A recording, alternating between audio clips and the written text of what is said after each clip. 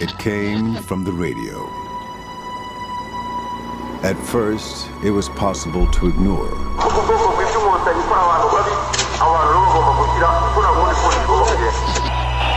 But the sound would not go away.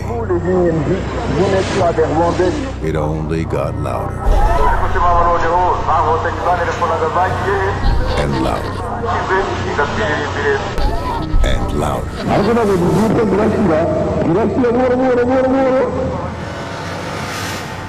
In the early hours of April the 7th, 1994, the call to kill got so loud it drowned out everything else. It swept across the country like a storm. For 100 bloody days, Rwanda experienced one of the worst atrocities in human history. And the international community stood by. Those that survived the genocide asked the United Nations to help rebuild a trust that had been lost, and through justice, put the country they remembered back together.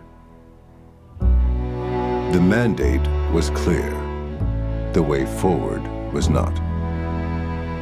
Hundreds of thousands of victims, tens of thousands in jail, but the courtrooms were empty, with rumors of only 5 judges and a handful of lawyers left alive.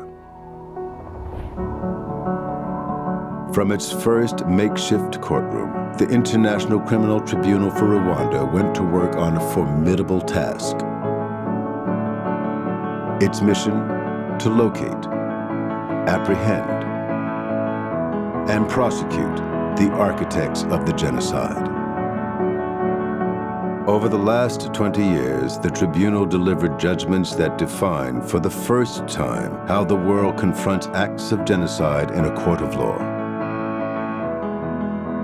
It was the first time since the Nuremberg and Tokyo tribunals to convict a former head of government. Je plaide coupable.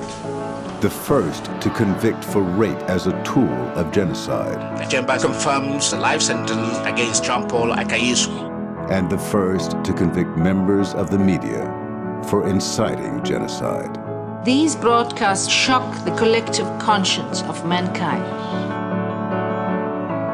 And beyond the courtroom, the tribunal's legacy is not just one of legal precedents, but also a record of legal reform in Rwanda, and outreach, education, legal training, and healing. Today in Rwanda, it's safe to listen to the radio again. The sound is of a nation rebuilding and a world pushing forward despite great imperfection. Each day closer to a time when international law offers justice to all people, everywhere.